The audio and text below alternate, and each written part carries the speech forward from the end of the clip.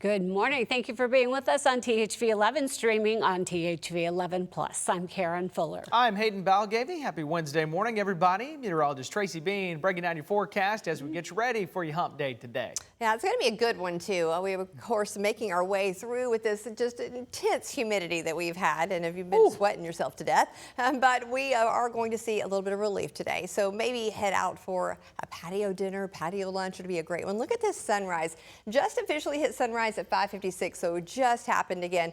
Gorgeous start to this day, and again, it's going to be really nice. We're going to see plenty of sunshine today, and maybe a few clouds here and there, but overall, it's just going to be great. 67 to start things off. We haven't seen that in a while. We also haven't seen 79% humidity at this hour in a while, and normally we're starting out in those 90s and 90% humidity, but it feels much, much better out there. Those winds are easterly, around 5 to 6 miles an hour. We'll see those a bit, again, more easterly today, around 10. So around the state, we're seeing lots of 60s, a little bit warmer here off to the west, and we're going to see this continue to be the case as we're heading into the afternoon. But the dew points are staying low, again, staying low for that humidity, but everyone is getting a little bit more of that niceness as it's making its way from the east and not quite making it to southern Arkansas. But the state today is all going to be beautiful. Looking for 85 for a high in central Arkansas. Tracy, thank you. Voters in Arkansas House District 44, covering Pope and Van Buren counties, chose Bill Teeter in a special election to fill the seat vacated following the death of Representative Stan Berry. This race featured two elections on one ballot, one for the next full term and one to fill the seat through the end of the year. With no Democratic opponent, Teeter's win effectively makes him the next state representative, but with just 31% in the current term race, Teeter will face Nikki Phillips in a runoff later this month. Speaking of, 6 states headed to the polls Tuesday, setting up key races for November. California voters weighing in on several closely watched contests, including races for governor and LA's mayor. Meantime, in New Jersey, attention centered on a competitive congressional race, while Iowa delivered one of the night's biggest results. Jared Hill has the very latest. President Trump's primary endorsement streak hit a roadblock Tuesday. His pick for Iowa's GOP gubernatorial nominee is projected to narrowly lose to conservative Zach Lane. Nobody thought this could be done. We were outspent, opposed by the establishment, told to wait our turn. Well, tonight the people of Iowa had something to say about that. Meanwhile, Iowa Democrats are trying to swing an open Senate seat, rallying behind former Paralympian and state rep Josh Turek. I've had to fight my whole life, and this is what is needed in D.C. People who have gone through real struggle. He'll face Republican Ashley Hinson in the fall. Tuesday saw primaries in 6 states, but a lot of eyes are on California. It's the nation's economic engine and the 4th largest economy in the world by GDP. In a cross-party jungle primary for governor, optimism among the frontrunners. Feliz, feliz. Democrats Javier Becerra and Tom Steyer. The better California we've been fighting for is possible, and it's coming. And Republican Steve Hilton. Change is coming to California. Hello, L.A. Los Angeles Democratic Mayor Karen Bass is projected to make the November runoff, seen as vulnerable over her handling of destructive wildfires. She'll face either former reality star Spencer Pratt, a Republican, or Democratic Socialist LA Councilwoman Nithya Raman, a former Bass ally. Jared Hill, CBS News. A major redistricting fight is headed back to Alabama only months before the midterms. On Tuesday, the Supreme Court allowed the state to use a Republican-friendly congressional map for November that gives Alabama the authority to cut one of 2 House seats held by an African-American Democrat. The court had required a redraw in 2023 to add another black district. Voters used a court-drawn map in 2024, electing 2 black Democrats. Alabama asked in May to throw out that map. The Justice Department is scrapping a controversial plan that would have allowed some people who claim they were wrongfully prosecuted to seek federal compensation. Acting Attorney General Todd Blanche confirming Tuesday the department will not move forward with the proposed $1.8 billion anti-weaponization fund now or in the future. The program faced backlash because it could have opened the doors for compensation claims from some of those involved in the January 6th Capitol attacks. but we are not moving forward with the fund, period. The reasons for the fund is something that President Trump talked about for a long time, which is the fact that there were a lot of people in this country who had their government weaponized against them.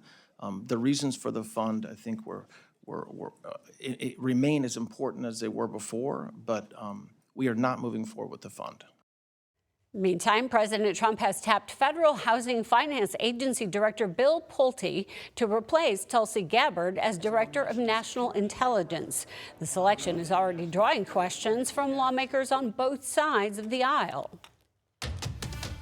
A heads up for Conway residents this morning. Conway Corp has tightened water restrictions after weeks of dry weather pushed supplies lower. Lake levels have seen a small improvement, but not enough, officials say, to relax conservation efforts. THV 11's Maya Ellison explains what the updated restrictions mean for customers. Now, just a few months ago, much of this area was underwater, but as you can see, it's completely uncovered because of drought conditions, as Conway Corps officials tell me. And even though there was a little rainfall that came, they say it still wasn't enough, leading to where we are now, phase 2 of a curtailment. This is one of the dry starts to the year on record. We were at 318.6, and we got a few inches of rain last week, and it took us to 320.2. But even with that slight bump, the lake remains roughly 10 feet below where it needs to be, prompting an involuntary curtailment on June 1st. So we're asking all of our customers, residential, commercial, industrial, all of them to be mindful of their water consumption. Moving out of voluntary conservation means homeowners must follow strict watering guidelines. You can only water 3 days a week. So if you have an even number address, street number, then you can water Monday, Tuesday, and Thursday. Sunday, Tuesday, and Thursday. And then if you have an even number address or an odd number address, it's the opposite days, but no watering at all on Wednesday. Conway County Regional Water District share the lake and are moving in lockstep to enforce matching cutbacks. It's a reality that has neighboring residents on edge. We heard from one of those residents last month. Out here in the country where we have our water pumped into towers, once we go out, we're out a lot longer than everybody else. While local businesses tell me they haven't felt the impact just yet, the real anxiety stems from the calendar. We've had droughts before. We'll have droughts again. But the timing of this one is at the beginning of the summer, which is a little unusual. But it's just the timing of it. I asked Carol whether or not homeowners or customers could face consequences if they don't follow the guidelines. Under City Ordinance 99-74, failing to follow the mandates could result in a misdemeanor charge or a loss of water service. He emphasizes they hope to avoid penalties and are leaning heavily on community cooperation, waiting on a shifting weather pattern to fill the lake back up. In Conway, Maya Ellison, THV 11 News.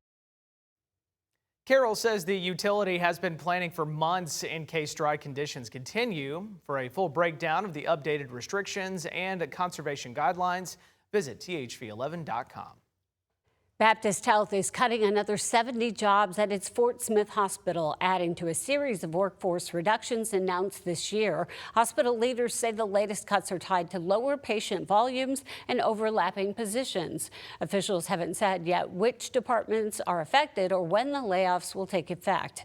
The announcement follows several major service reductions this year, including the closure of labor and delivery and multiple specialty clinics and physician services.